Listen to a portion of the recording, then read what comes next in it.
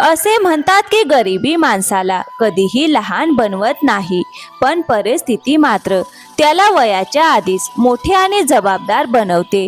सकाळचे 5 वाजले होते. गावाच्या टोकाला असलेल्या एका छोट्याशा मातीच्या घरात पिवळसर प्रकाश देणारा एक बल्ब तेवत होता.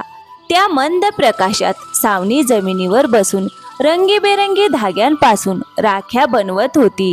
तिच्या डोळ्यात झोप स्पष्ट दिसत होती, पण तिचे हात मात्र क्षणभरही थांबत नव्हते.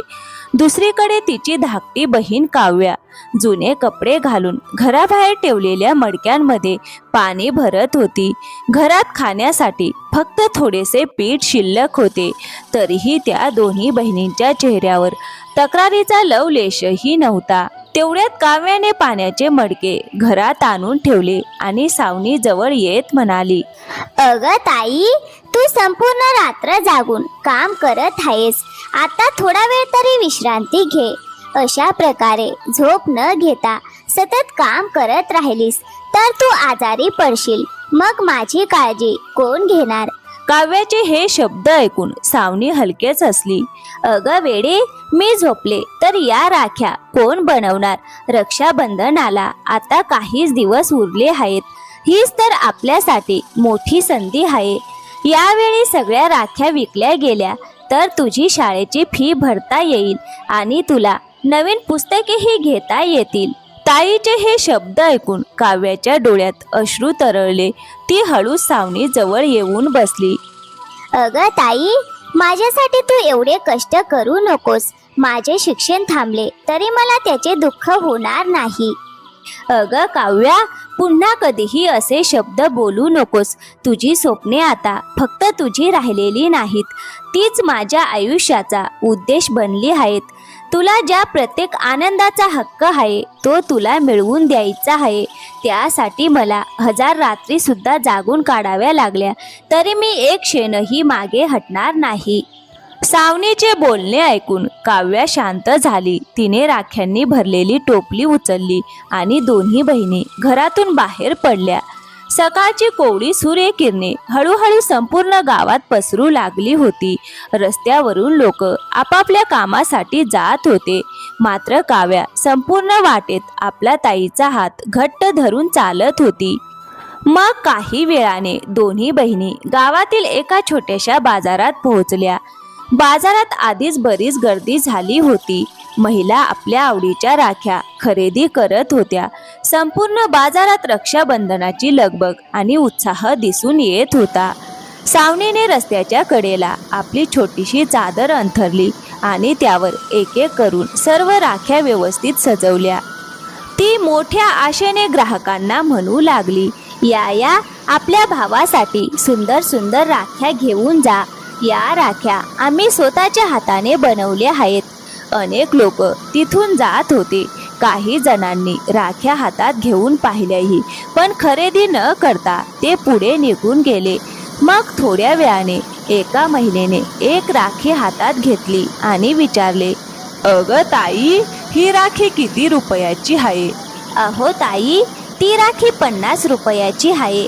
राखीची किंमत ऐकताच त्या महिलेने ती लगेच परत ठेवली. 50 रुपये एवढ्याशा राखीसाठी? असे म्हणत ती समोरच्या दुकानातून राखी खरेदी करण्यासाठी निघून गेली. त्या महिलेचे बोलणे ऐकून सावनी फक्त हलकेच हसली, मात्र काव्याचा चेहरा उतरला. ती उदासपणे ताईकडे पाहत म्हणाली, अगं ताई, आपल्या राख्या एवढ्याही वाईट नाहीत. मग कोणी ते विकत का घेत नाही? सावनीने प्रेमाने काव्याकडे पाहिले आणि म्हणाली, अगं काव्या, प्रत्येक ग्राहक आपल्याकडूनच खरेदी करेल असे नाही, पण देवाने आपल्या नशिबात जे लिहिले आहे ते आपल्याला नक्की मिळेल, म्हणून कधीही धीर सोडू नकोस. सावनीचे बोलणे ऐकून काव्याने मान हलवून होकार दिला. तेवढ्यात अचानक त्यांच्या मागून कोणीतरी आवाज दिला, अगं मुली, जरा एक राखी दाखवशील का? दोन्ही बहिणींनी मागे वळून पाहिले. त्यांच्या समोर साधारण 60-65 वर्षाच्या एक वृद्ध स्त्री उभ्या होत्या. त्यांच्या चेहऱ्यावर मायेची आणि आपुलकीची भावना स्पष्ट दिसत होती. त्यांनी एका मागोमाग एक अनेक राख्या हातात घेऊन पाहिल्या, प्रत्येक राखी त्या अतिशय बारकाईने निहाळत होत्या. मग काही क्षणांनी त्यांची नजर सावनीच्या हातांवर पडली. सुई आणि धाग्याने सतत काम केल्यामुळे तिच्या बोटांवर ठिकठिकाणी छोट्या छोट्या जखमा झाल्या होत्या. ते पाहून त्या वृद्ध स्त्रीच्या डोळ्यात क्षणभर वेदना दाटून आली. त्या प्रेमाने म्हणाल्या, "अगं मुली, या सगळ्या राख्या तू स्वतःच्या हाताने बनवल्या आहेत का?" हो आजी, प्रत्येक राखी मी स्वतःच्या हाताने बनवली आहे. "अगं मुली, तुझ्या घरात कोण कोण आहे?" हा प्रश्न ऐकताच सावनीच्या चेहऱ्यावरचे हसू क्षणभर मावळले. तिने एकदा काव्याकडे पाहिले आणि मग हळू आवाजात म्हणाली, अगं आजी, आता फक्त मी आणि माझी धाकटी बहीण, आम्ही दोघीच एकमेकींचे कुटुंब आहोत. त्या वृद्ध स्त्री काही क्षण सावनीकडे शांतपणे पाहत राहिल्या. मात्र त्यांच्या डोळ्यात दया नव्हती, तर आदर होता. तो आदर त्या मुलीसाठी होता, जिने अगदी कमी वयातच जबाबदाऱ्यांचा डोंगर आपल्या खांद्यावर उचलला होता आणि तरीही खंबीरपणे उभी होती. वृद्ध स्त्रीने हसत राख्यांची टोपली स्वतःकडे ओढली आणि म्हणाल्या, "अगं मुली, ही राखी, ही सुद्धा आणि ही देखील, या सगळ्या राख्या मला बांधून दे." सावनीने घाईघाईने 4 राख्या काढल्या आणि त्या एका छोट्याशा कागदात व्यवस्थित गुंडाळल्या. ह्या घ्या आजी, एकूण 200 रुपये झाले. त्या वृद्ध स्त्रीने आपल्या पर्समधून 500 रुपयांची नोट काढली आणि सावनीच्या हातात दिली. अगं आजी, माझ्याकडे सध्या सुट्टे पैसे नाहीत. तुम्ही थोडा वेळ थांबलात तर मी समोरच्या दुकानातून सुट्टे पैसे घेऊन येते. सावनीचे बोलणे ऐकून वृद्ध स्त्री हलकेच हसल्या. "अगं मुली, काही हरकत नाही, उरलेले पैसे तूच ठेव." हे ऐकताच सावनीने लगेच 500 रुपयांची नोट त्यांच्या दिशेने परत केली. नाही आजी, माझ्या मेहनतीपेक्षा जास्त पैसे घेण्याची मला कधीच सवय नाही. मला फक्त माझ्या कष्टाची कमाई हवी आहे. सावनीचे हे शब्द ऐकून त्या वृद्ध स्त्री काही क्षण तिच्याकडे पाहतच राहिल्या. आजच्या काळात एवढी प्रामाणिकता त्यांनी कदाचित अनेक वर्षानंतर पाहिली होती. त्या प्रेमाने म्हणाल्या, "अगं मुली, तुझ्या आई वडिलांनी तुला खूप चांगले संस्कार दिले आहेत." हे ऐकताच सावनीचे डोळे पाणावले. तिने हसून आपल्या मनातील वेदना लपवण्याचा प्रयत्न केला, पण तिच्या डोळ्यात दाटलेले अश्रू सांगत होते की आई वडिलांची उणीव तिला आजही प्रत्येक क्षणी जाणवत होती.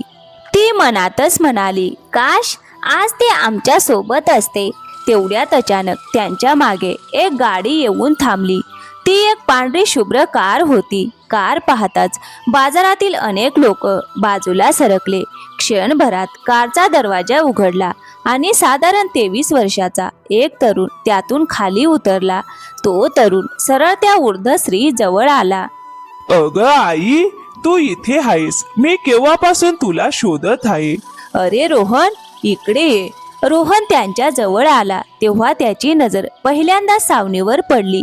तिच्या अंगावर साधे कपडे होते, पण तिच्या चेहऱ्यावरील निरागसता आणि डोळ्यातील साधेपणा कोणत्याही दिखाऊ सौंदर्यापेक्षा कितीतरी अधिक मनमोहक होता. वृद्ध स्त्रीने आपल्या मुलाला सांगितले, "अरे रोहन, या दोन्ही बहिणी स्वतःच्या हाताने राख्या बनवून विकतात. एवढ्या लहान वयातही त्या किती मेहनत करतात बघ." तेवढ्यात रोहनची नजर सावनीच्या जखमी बोटांकडे गेली. त्या क्षणी त्याला जाणवले की या राख्यांमध्ये केवळ रंगीबिरंगी धागे गुंफलेले नव्हते, तर एका बहिणीची अपुरी झोप, तिचे त्याग आणि तिचा संघर्षही त्यामध्ये गुंफलेला होता. मग थोड्या वेळाने रोहन आणि त्याची आई तिथून निघून गेले. ते दोघे निघून गेल्यावर सावनी पुन्हा ग्राहकांना आवाज देऊ लागली, या ताई, या आपल्या भावासाठी सुंदर सुंदर राख्या घेऊन जा. या राख्या आम्ही स्वतःच्या हाताने बनवल्या आहेत. हळूहळू वेळ पुढे सरकत गेला आणि दुपार झाली. कडक उन्हामुळे बाजारातील गर्दीही कमी होऊ लागली होती. सकाळपासून आतापर्यंत सावनीला फक्त 8 राख्याच विकता आल्या होत्या. तिने शांतपणे आपली कमाई मोजली. तिच्याकडे काही नोटा आणि काही नाणी होती. ती मनातच म्हणाली, एवढ्या पैशात तर घरासाठी 2 दिवसांचे धान्य सुद्धा येणार नाही. तिने एक दीर्घ श्वास घेतला, पण तरीही तिने आपल्या चेहऱ्यावर निराशा येऊ दिली नाही. तेवढ्यात काव्या हळूच तिच्या जवळ आली आणि म्हणाली, अगं ताई, सकाळपासून तू काहीच खाल्लेले नाही. चल आधी काहीतरी खाऊया. नाही काव्या, आधी अजून काही राख्या विकू दे, त्यानंतर आपण दोघी मिळून जेवू. काव्याला लगेच समजले की ताईकडे सध्या खाण्यासाठी पैसे नाहीत, त्यामुळे तिनेही काही न बोलता तिथेच तिच्या शेजारी बसण्याचा निर्णय घेतला. मग थोड्या वेळाने एक छोटी मुलगी आपल्या आईचा हात धरून तिथे आली. तिची नजर लाल रंगाच्या एका सुंदर राखीकडे खिळली. अगं आई, मला भावासाठी हीच राखी हवी. त्या महिलेने ती राखी हातात घेतली आणि विचारले, अगं ताई, ही राखी किती रुपयांची आहे? अहो ताई, 30 रुपयांची आहे. त्या महिलेने कोणतीही घासाघीस न करता पैसे दिले आणि राखी घेऊन तिथून निघून गेली. अगं ताई, तुझी राखी सगळ्यात सुंदर आहे. त्या निरागस मुलीचे शब्द ऐकून सावनीच्या चेहऱ्यावरही मनापासूनचे हसू उमटले. ती प्रेमाने म्हणाली, अगं बाळा, देव तुला नेहमी सुखी ठेवो. हळूहळू संध्याकाळ झाली. सावनीने उरलेल्या राख्या पुन्हा टोपलीत ठेवल्या. आजची तिची कमाई अपेक्षेपेक्षा खूपच कमी झाली होती. तिने टोपली उचलली आणि काव्याचा हात हातात घेतला. दोन्ही बहिणी हळूहळू आपल्या घराच्या दिशेने निघाल्या.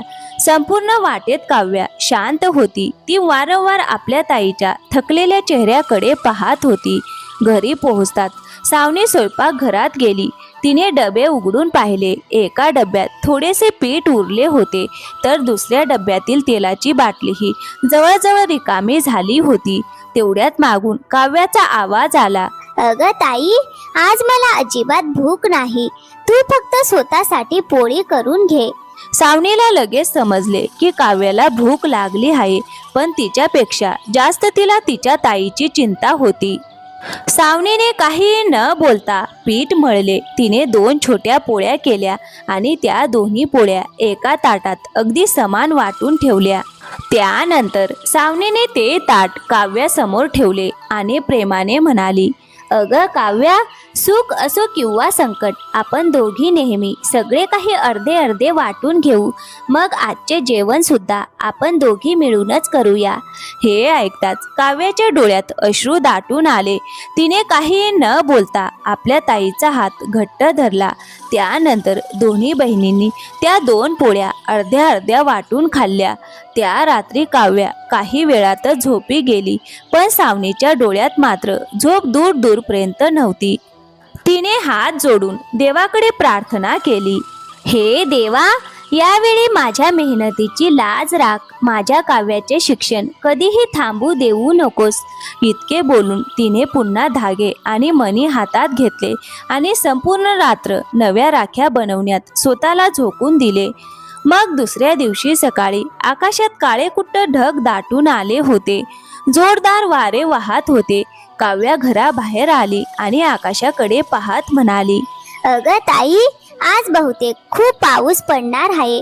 सावनीने टोपलीत राख्या ठेवत हसून उत्तर दिले, अगं, पावसाला घाबरून आपण घरीच बसलो तर घरची चूल कशी पेटणार?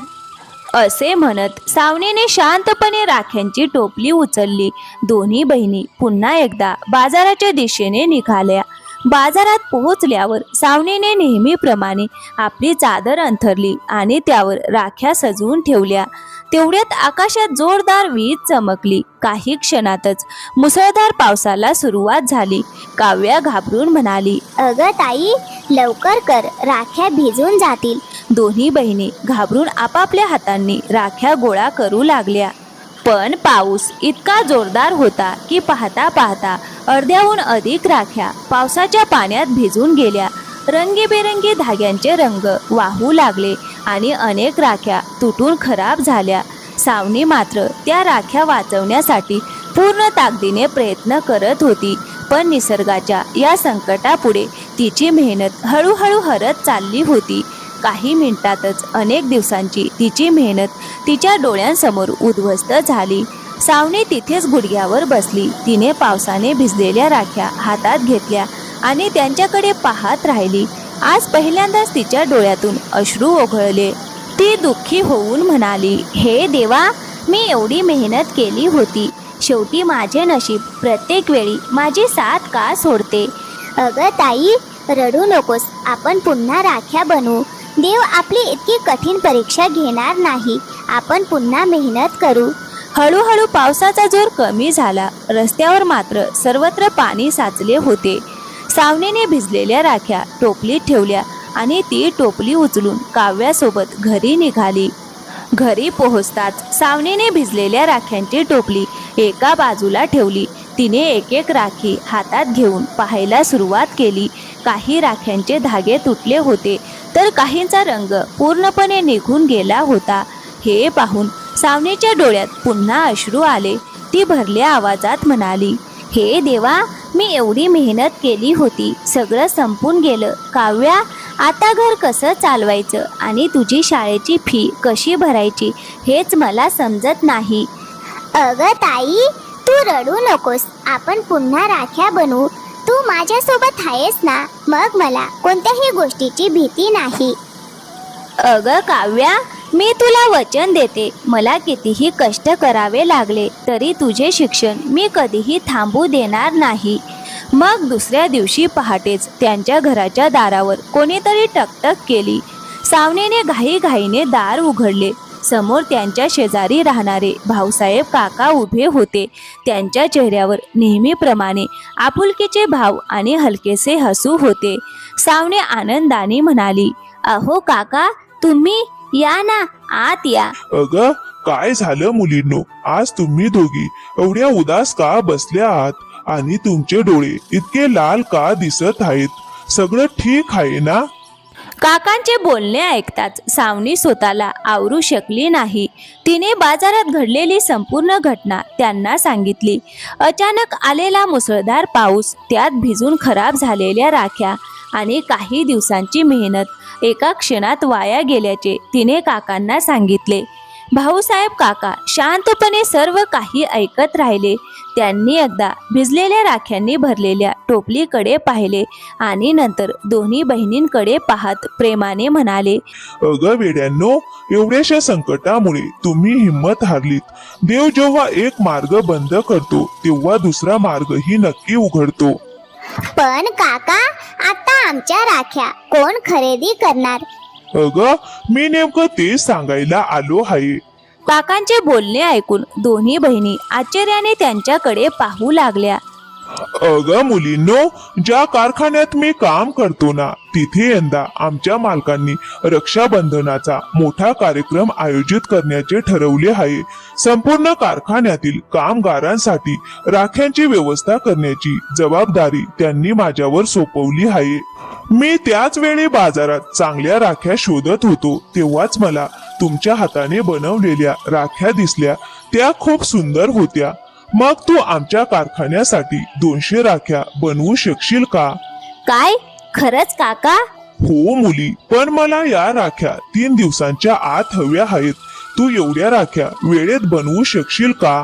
हो ताई, आपण बनवू शकतो. सावनीने काव्याकडे पाहिले. अनेक दिवसानंतर तिच्या चेहऱ्यावर पुन्हा आशेचे हसू उमटले होते. ती काकांना म्हणाली, हो काका, आम्ही पूर्ण मेहनत घेऊन वेळेत सगळ्या राख्या बनवून देऊ. अरे वा, खूप छान मुलींनो. आणि हो, हे काही पैसे ठेव. यामधून धागे, मणी आणि राख्या बनवण्यासाठी लागणारे इतर साहित्य घेऊन ये. असे म्हणत भाऊसाहेब काकांनी खिशातून काही पैसे काढले आणि सावनीच्या हातात दिले. सावनीने सुरुवातीला ते पैसे घेण्यास नकार दिला, पण काका हसत म्हणाले, अगं मुली, ही मदत समजू नकोस. ही तुझ्या कामाची आगाऊ रक्कम आहे. हा तुझ्या मेहनतीचा पैसा आहे. काकांचे बोलणे ऐकून सावनीने शेवटी ते पैसे स्वीकारले. त्यानंतर भाऊसाहेब काका तिथून निघून गेले. काका गेल्यावर काव्या आनंदाने म्हणाली, अगं ताई, मी म्हटलं होतं ना, देव आपली नक्कीच प्रार्थना ऐकेल. हो काव्या, कदाचित देव आपली परीक्षा घेत होते, पण आता असं वाटतंय की आपल्या मेहनतीला फळ मिळायला सुरुवात झाली आहे. हो ताई, आता तुला रात्र रात्र जागून काम करावं लागणार नाही ना. वेडी कुठली, तुझ्या चेहऱ्यावर असेच हसू कायम राहिले तर तुझ्यासाठी संपूर्ण रात्र जागून काम करायला सुद्धा मला काहीच त्रास होणार नाही. अगं ताई, एक दिवस मी खूप शिकून मोठी नोकरी करेन, मग तुला कधीच काम करू देणार नाही. अच्छा, मग मी काय करायचं? अगं ताई, फक्त आराम करायचा. हे ऐकून दोन्ही बहिणी मनापासून हसू लागल्या. अगं काव्या, मी बाजारात जाऊन धागे, मणी आणि बाकीचं साहित्य घेऊन येते. तोपर्यंत तू घरातली थोडी कामे करून घे. असे म्हणत सावनी बाजाराच्या दिशेने निघाली. आज तिची पावले आधीपेक्षा कितीतरी हलकी वाटत होती. अनेक दिवसानंतर तिच्या चेहऱ्यावर समाधान आणि मनात आशा होती. काही वेळातच ती बाजारात पोहोचली. तिने एका दुकानातून धागे, मणी आणि राख्या बनवण्यासाठी लागणारे सर्व साहित्य खरेदी केले आणि घरी परतली. घरी येताच सावनीने बाजारातून आणलेले सर्व सामान जमिनीवर ठेवले आणि वेळ न दवडता कामाला सुरुवात केली. काव्य ही लगेच तिच्या जवळ येऊन बसली. ती म्हणाली, अगं ताई, आज मी सुद्धा तुझ्या सोबत राख्या बनवणार. तू एकटी राख्या बनवणार नाही. अच्छा, म्हणजे माझी छोटी आता मोठी झाली वाटतं. हो ताई, आता बघ, आपण दोघी मिळून 3 दिवसांचं काम 2 दिवसातच पूर्ण करू. असे म्हणत दोन्ही बहिणी पुन्हा हसू लागल्या.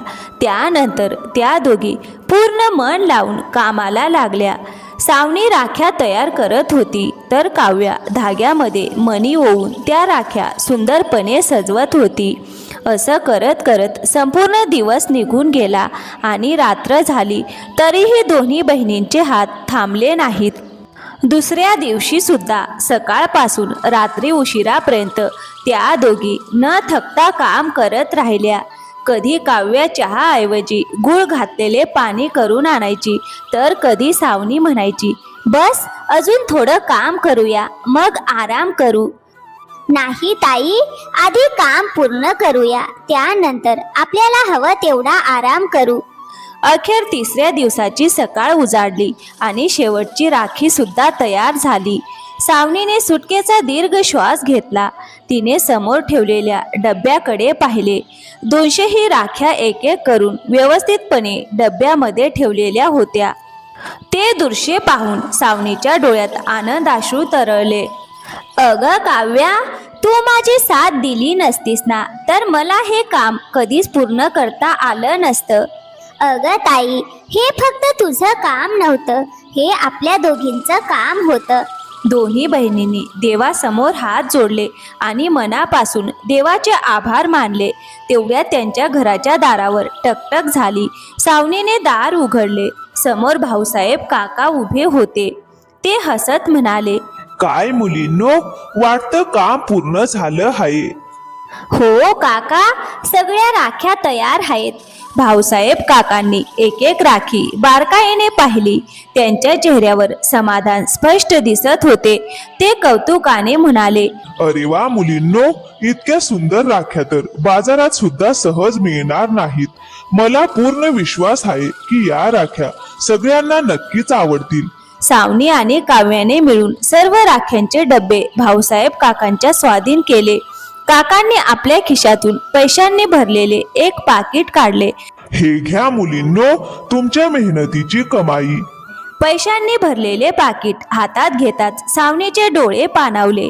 ती भावूक होऊन म्हणाली, काका, तुम्ही तर आमचं आयुष्यच बदलून टाकलं. नाही ग मुलींनो, मी काहीच केलेलं नाही. हे सगळं तुमच्या मेहनतीचं फळ आहे. असे म्हणत भाऊसाहेब काका राख्या घेऊन आपल्या कारखान्याच्या दिशेने निघून गेले. मग दुसऱ्या दिवशी सकाळी सावनीने सर्वप्रथम काव्याच्या शाळेची संपूर्ण फी भरली. त्यानंतर दोन्ही बहिणी थेट किराणा दुकानात गेल्या. अनेक दिवसांनी त्यांनी तब्बल 6 महिन्यांचा घरातील किराणा भरून घेतला. सामानाने भरलेल्या पिशव्या पाहून काव्याच्या आनंदाला पारावार उरला नाही. घरी परतताना दोन्ही बहिणींच्या चेहऱ्यावर समाधानाचे आणि आनंदाचे सुंदर हसू होते. अशा प्रकारे 2 बहिणींच्या संघर्षाची, मेहनतीची आणि त्यांच्या खऱ्या नात्याची ही कथा एका सुंदर वळणावर येऊन पूर्ण झाली. तर मित्रांनो, या कथेतून आपल्याला एकच शिकवण मिळते, मेहनत कधीही वाया जात नाही आणि मनापासून केलेला प्रत्येक त्याग एक ना एक दिवस नक्कीच फळाला येतो. तर मित्रांनो, कशी वाटली आजची कथा? आवडली असेल तर व्हिडिओला एक लाईक करा, शेअर करा आणि हो, आमच्या चॅनलवर नवीन असाल तर प्लीज चॅनलला सबस्क्राईब करायला विसरू नका. थँक्यू. धन्यवाद मित्रांनो.